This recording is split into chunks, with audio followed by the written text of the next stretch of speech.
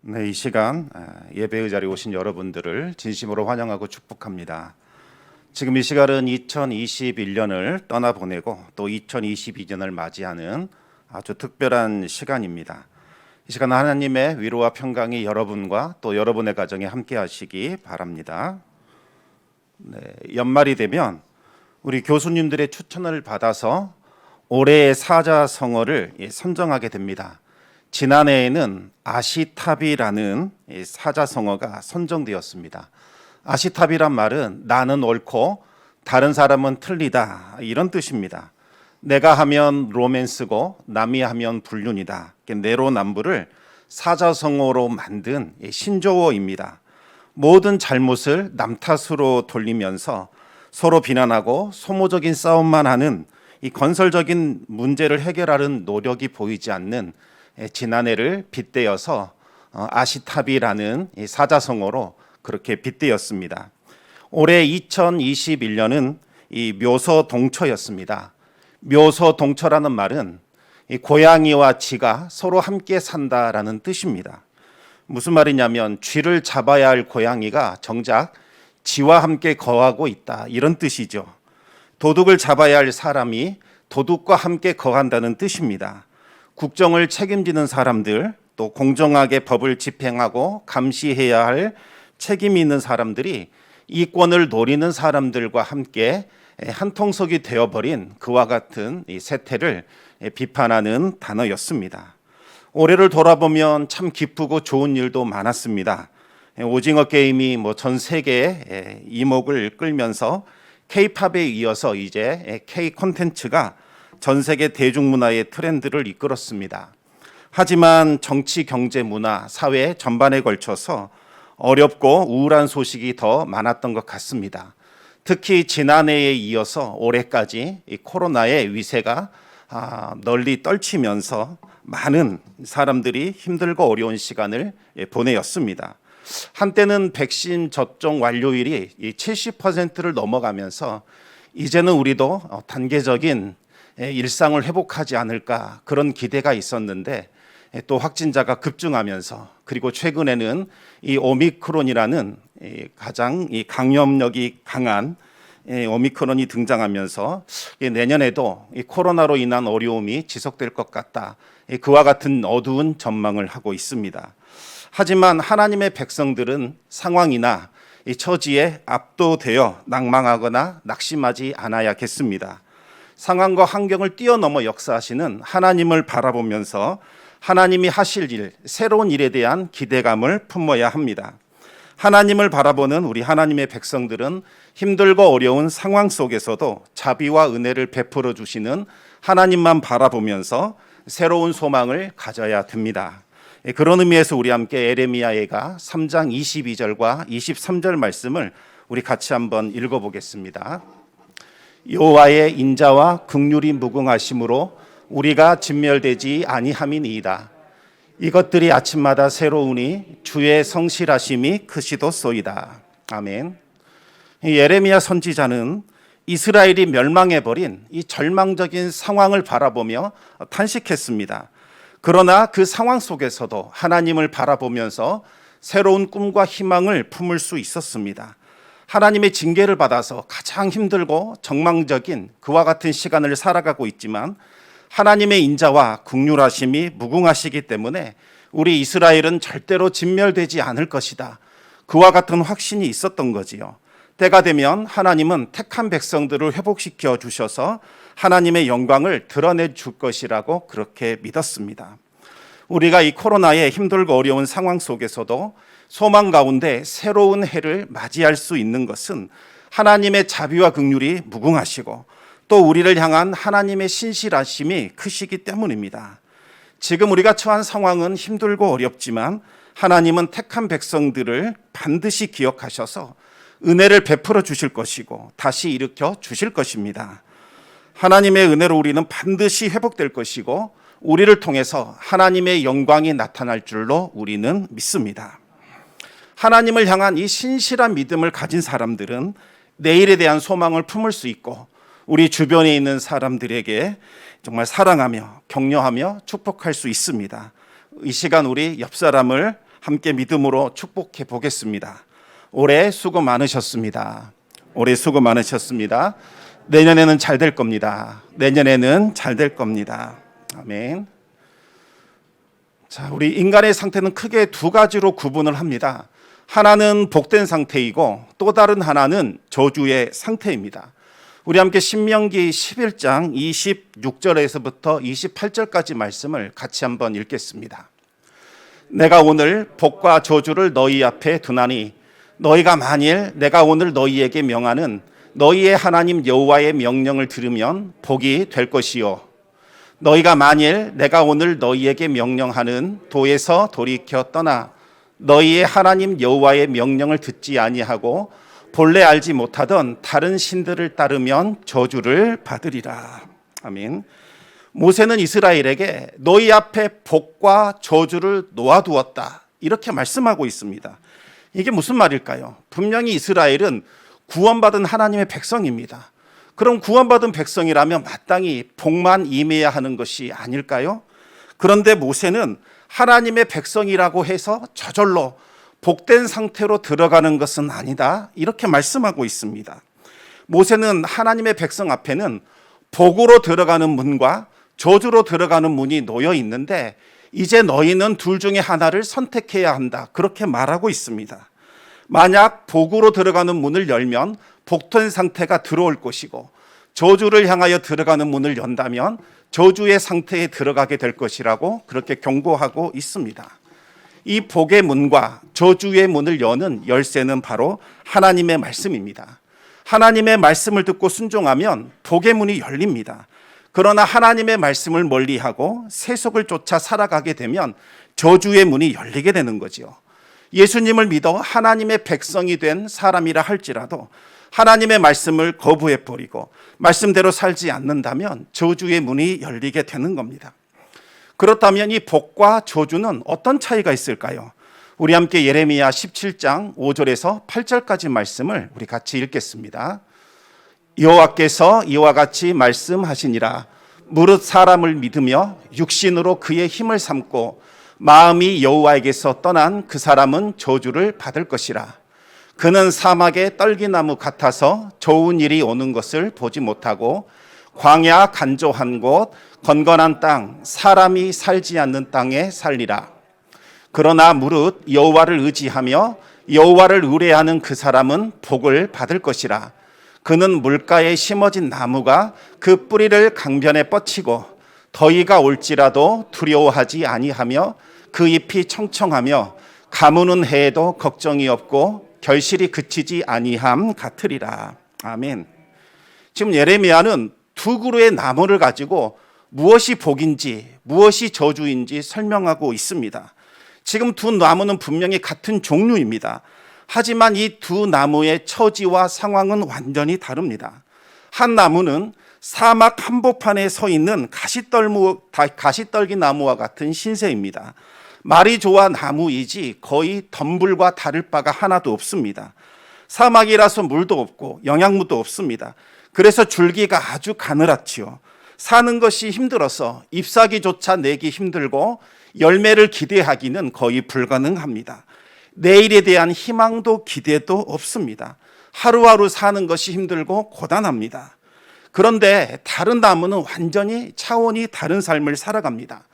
이 사시사철 잎이 청청하고 시절을 따라 아름다운 열매를 탐스럽게 열리게 됩니다. 가뭄이 와도 두렵지 않고 강렬한 태양을 받아도 아무 염려가 없습니다. 오히려 태양이 뜨거우면 뜨거울수록 가뭄이 오면 가뭄이 올수록 잎은 더 청청해지고 더 풍성한 결실을 맺게 됩니다. 두 그루는 같은 나무이지만 완전히 반대입니다. 한 나무는 아무 희망도 없고 소망도 없는 절망적인 삶을 살게 되고 다른 나무는 풍성하고 결실이 있는 형통한 삶을 살아가게 됩니다. 무엇 때문에 이런 차이가 생기게 되는 걸까요? 게으름, 부지런함 이런 차이일까요? 이 게으른 인생은 마치 사막의 가시덤불과 같은 인생이 되고 부지런하고 근면한 인생은 잎이 청청하고 결실이 맺는 형통한 삶을 살게 되는 걸까요? 그렇지 않습니다. 오히려 가시떨기 나무가 더 많은 수고와 더 많은 노력을 하게 됩니다.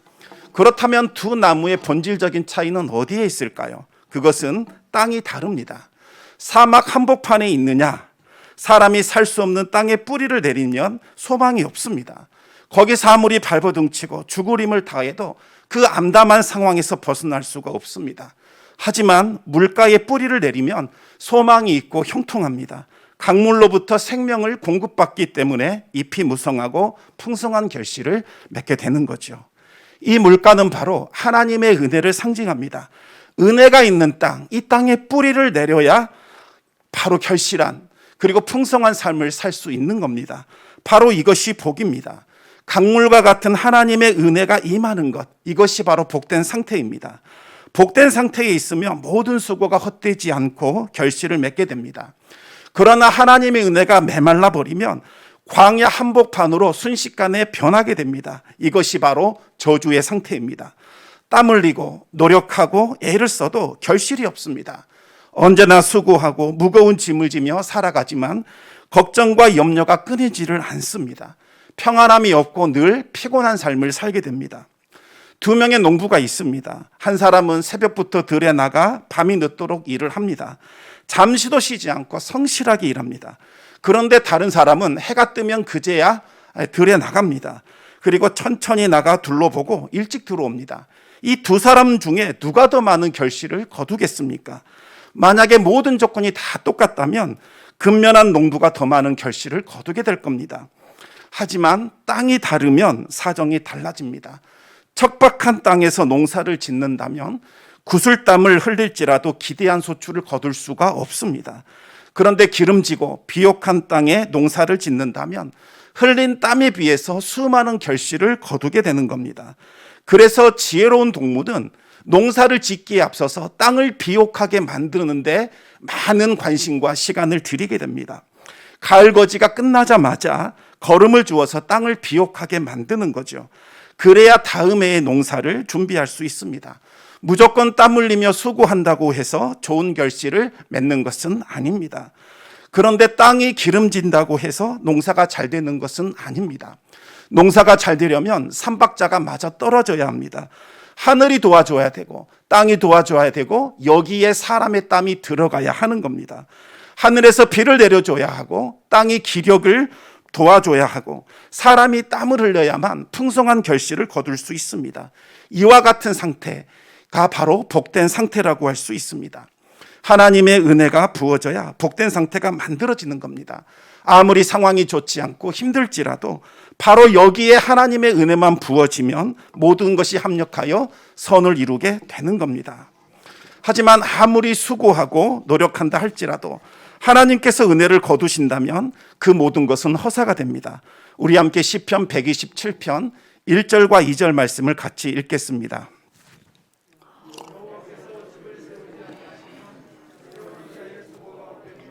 여호와께서 성을 지키지 아니하시면 파수꾼의 깨어 있음이 헛되도다. 너희가 일찍이 일어나고 늦게 누우며 수고의 떡을 먹음이 헛되도다. 그러므로 여호와께서 그의 사랑하시는 자에게는 잠을 주시는도다. 아멘. 하나님께서 은혜를 거두어간 상태, 이것이 바로 저주의 상태입니다. 그런데 저주 가운데 있을 때 나타나는 증상이 바로 수치심입니다. 아담과 하와가 하나님의 말씀을 어기고 선악과를 먹는 죄를 범했을 때 즉시 저주가 임했고 그들은 두 가지 증상을 경험하게 됩니다. 첫 번째가 바로 수치심이었습니다. 아담과 하와는 언제나 존귀했습니다. 당당했지요. 하나님의 영광과 형상이 아담과 하와를 둘러싸고 있었습니다. 하지만 이 선악과를 먹는 순간 완전히 달라지게 됩니다. 선악과를 먹자마자 벗은 상태를 깨닫게 됩니다. 벗었다는 것은 부끄러움과 수치심을 경험했다는 의미입니다. 하나님의 거룩한 백성이요 하나님의 자녀라는 존귀함이 순식간에 사라져버리게 됩니다. 그러면서 원수의 조롱과 멸시와 정죄의 소리가 들려오게 됩니다. 너는 이제 끝났다. 너는 타락한 존재다. 저주받은 존재다. 하나님 앞에 설 수 없는 존재이며 심판받아 마땅할 존재다. 수치라는 것은 내 안에 있는 약점, 잘못, 무가치함, 이것이 드러날 때, 폭로될 때 생겨나는 감정입니다. 하나님의 거룩한 형상을 잃어버린 인간이 느끼는 오염된 감정, 이것이 바로 수치심입니다.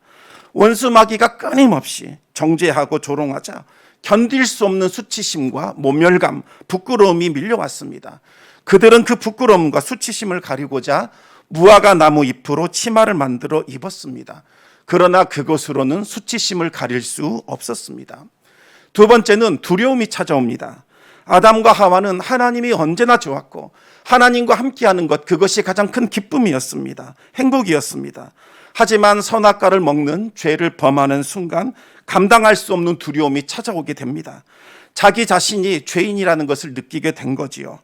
그러면서 하나님이 벌하시고 심판하시는 분으로 자꾸 그렇게 생각하게 되었습니다. 이제는 하나님의 음성 듣는 곳조차 두려워졌습니다.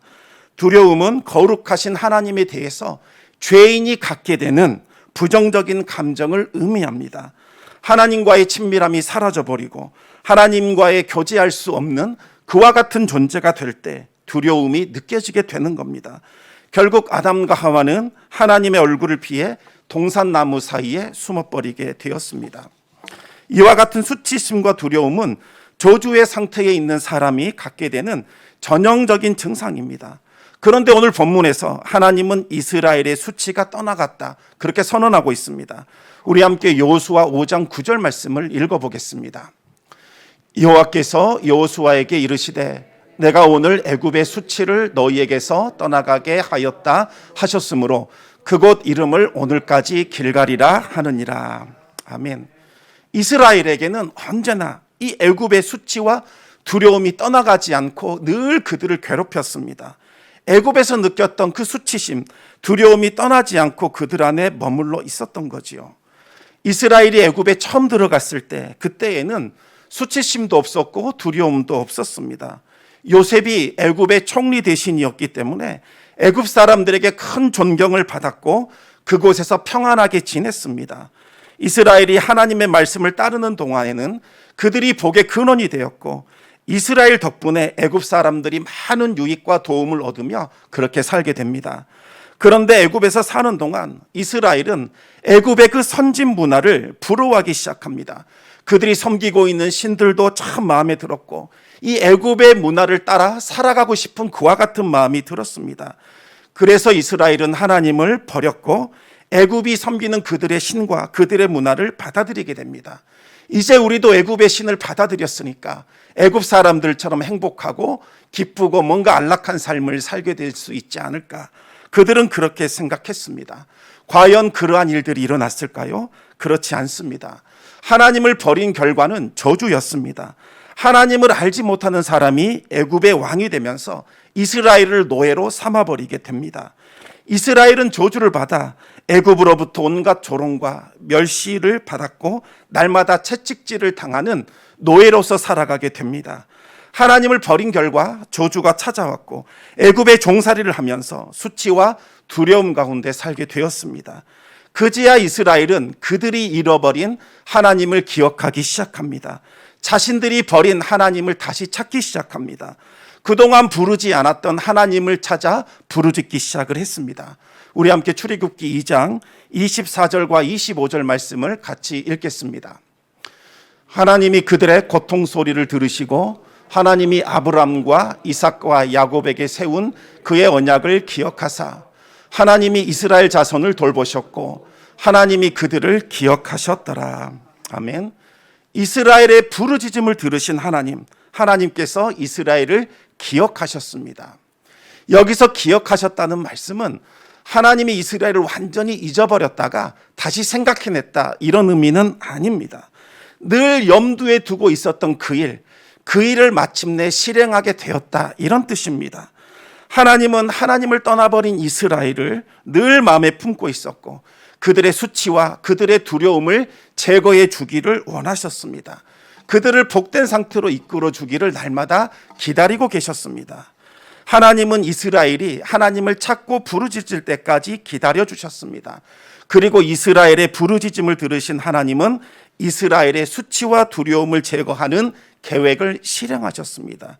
그것은 이스라엘을 구원하여 그들을 복되게 하는 것입니다. 애굽이라는 이 저주 아래에 서 있는 이스라엘을 뽑아서 은혜의 물줄기가 흐르는 복된 땅 가나안에 옮겨 심어주는 겁니다.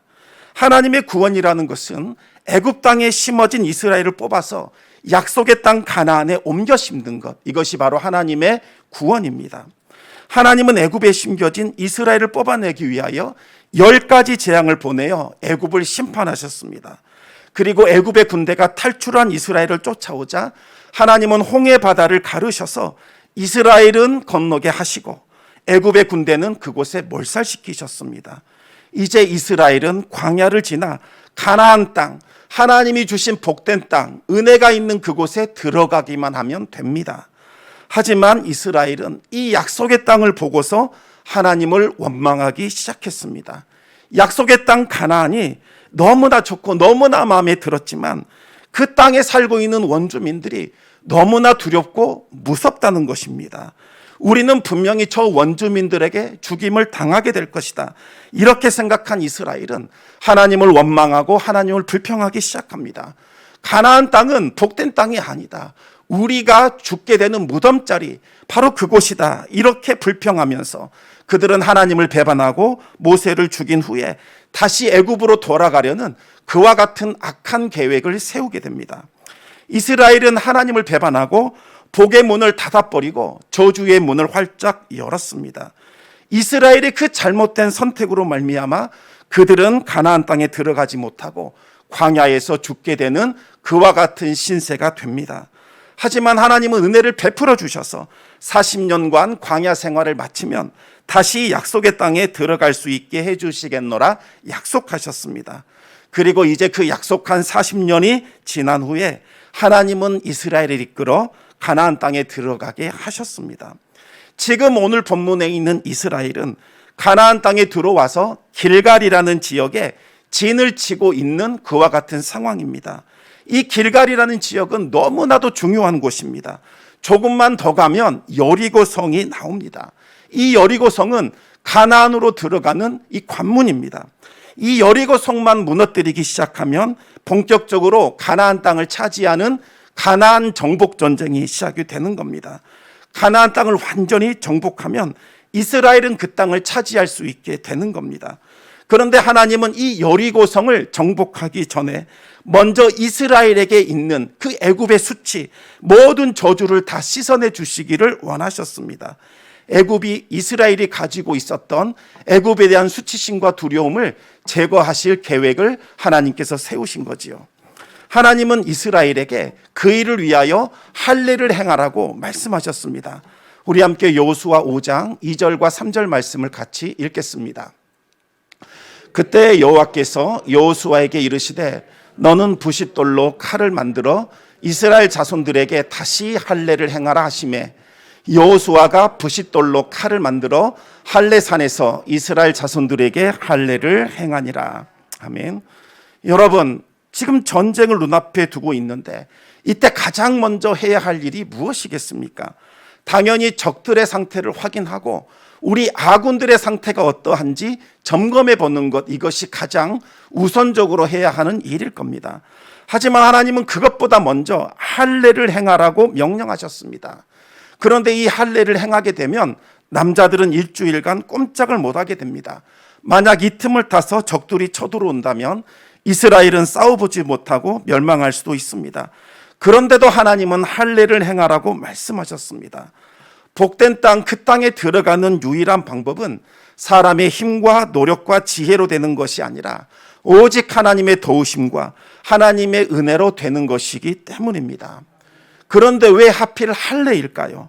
이 할례라는 것은 하나님의 백성이 되었다는 그 증표입니다. 복된 땅은 하나님께서 하나님의 백성들에게 주시는 은혜의 선물입니다. 그런데 이스라엘이 40년 전 하나님을 거절하고 반역한 순간 하나님으로부터 끊어져 버렸습니다. 그들이 가나안 땅을 거부하고 저주의 문을 연 그 순간부터 이스라엘은 더 이상 하나님의 백성이 아니었습니다. 그래서 하나님은 40년간 이스라엘에게 할례를 금지시켰습니다. 그런데 이제 다시 이스라엘에게 은혜의 기회가 주어졌습니다. 가나안 땅에 들어갈 수 있는 기회를 주셨습니다. 하나님은 이스라엘에게 할례를 행하라고 명령하셨습니다. 이제 하나님의 백성으로 받아줄 테니 그 증표로 할례를 받으라는 겁니다. 이스라엘은 어떻게 했을까요? 40년 전 자신의 선조들이 했던 것처럼 하나님을 또다시 불신하며 배반했을까요? 그렇지 않습니다. 그들은 하나님의 말씀에 순종합니다. 적들이 쳐들어올 수 있는 그 위험한 상황임에도 불구하고 이스라엘은 할례를 받아 하나님과의 관계를 회복시켰습니다. 바로 그때 하나님의 놀라운 은혜가 그들에게 선포되었습니다. 내가 오늘 애굽의 수치를 너희에게서 떠나가게 하였다. 하나님은 이스라엘을 짓누르고 있던 그 모든 저주와 그 모든 수치를 다 벗겨내셨습니다. 바로 여기에서 승리와 패배가 결정이 되는 겁니다. 우리는 전쟁터에서 승리가 결정되고 패배가 결정된다고 생각하지만 그렇지 않습니다. 하나님을 예배하는 예배의 자리, 바로 이곳에서 승리와 패배가 확정이 되는 겁니다. 이스라엘을 묶고 있었던 모든 저주와 모든 수치가 다 떠나갔고 하나님이 주시는 복과 영광이 마침내 이스라엘에게 임하게 됩니다. 하나님은 이 할례를 마친 이스라엘에게 유월절을 지키라고 명하셨습니다. 유월절은 이스라엘을 구원하신 출애굽 사건을 기념하는 절기입니다.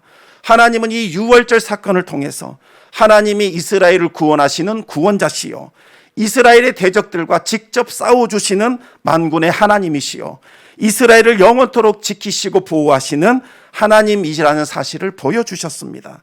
그런데 이스라엘이 할례가 금지된 이 40년간 유월절은 지켜지지 않았습니다. 할례 받지 않은 자들은 하나님과 아무 관계가 없기 때문에 그들은 유월절을 지킬 수 없었습니다. 그러나 이제 하나님은 할례 받은 이스라엘과 다시 관계를 맺어 주셨고 그들의 예배를 받아 주셨습니다. 하나님이 이스라엘과 관계를 새롭게 맺으시고 그들 안에서 예배가 회복되자 어떤 일이 일어났을까요? 이스라엘이 여리고성 전투에서 승리하게 됩니다. 어떻게 여리고성이 무너졌는지 아마도 잘 알고 계실 겁니다. 이스라엘이 칼과 창으로 여리고성을 무너뜨린 것이 아니라 매일 한 바퀴씩 6일 동안을 여리고성 주변을 행진했습니다. 그리고 마지막 날 7째 날에는 총 7바퀴를 돌았습니다. 그리고 제사장들이 나팔을 불었고 이스라엘 백성들이 큰 함성을 질렀습니다. 그러자 하나님께서 천사들을 보내셔서 여리고성을 무너뜨리셨습니다. 이와 같은 방식으로 하나님께서는 하나님의 일을 나타내 주셨습니다. 사랑하는 성도 여러분, 지금 우리는 한 해를 보내고 새해를 맞이하는 아주 중요한 시점에 서 있습니다.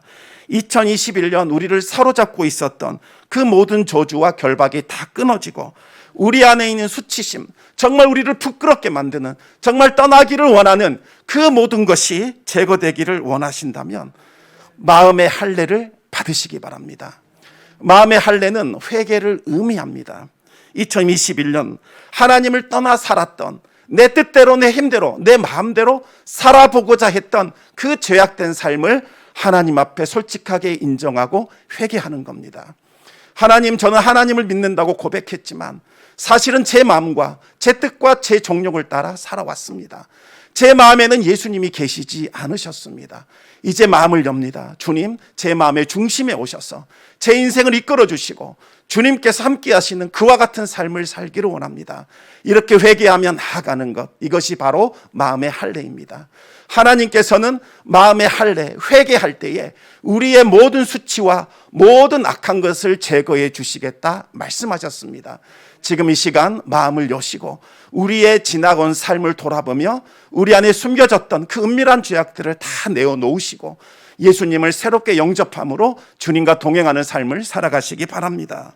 또한 무엇보다도 예배를 다시 회복하시기 바랍니다. 예배를 소중히 여기시기 바랍니다. 코로나 여파로 많은 분들의 예배가 다 무너졌습니다. 예배가 무너지면 은혜는 끊어지기 마련입니다. 예배를 소홀히 여겼던 것, 그러면서 하나님의 은혜를 구했던 것, 이것을 회개하시기 바랍니다. 예배를 여러분 인생의 가장 중요한 곳에 올려놓으셔야 합니다. 그래야 그곳에서부터 하나님의 은혜가 새롭게 샘솟게 되는 겁니다. 우리가 예배를 회복할 때에 하늘이 열립니다. 그리고 하나님의 은혜가 부어지게 되어 있습니다. 우리가 예배가 회복될 때, 우리가 기도하면 하나님이 보내신 천사들이 우리를 위하여 일하는 역사들이 나타나게 됩니다. 그리고 우리를 사로잡고 있었던 모든 악한 권세들은 떠나가게 됩니다. 하나님의 역사가 나타나며 기적이 일상이 되는 그와 같은 일들이 나타나게 될 겁니다. 이 시간 우리 성구 영신 예배를 드리는 모든 분들의 삶 가운데 모든 저주와 모든 수치가 다 끊어지고 하늘에 속한 그 신령한 복, 땅의 기름진 복, 샘의 깊은 복이 차고 넘치기를 바랍니다. 하나님의 크신 영광이 나타날 수 있기를 우리 주님의 이름으로 축원드립니다. 기도하겠습니다. 아버지 하나님, 우리가 한 해를 돌아봅니다. 정말 우리의 입술로는 주님을 섬긴다, 주님을 높인다, 주님을 정말 나의 구세주로 모십니다. 그렇게 고백했지만 정작 우리의 삶 속에서는 하나님이 아닌 우리가 우리의 중심이 되어 우리의 마음과 우리의 뜻을 따라 살아왔음을 이 시간 고백하며 회개합니다. 아버지 하나님, 우리의 모든 저주와 모든 수치심이 다 제거되기를 원합니다. 하나님의 권능이 다시 회복되기를 원합니다.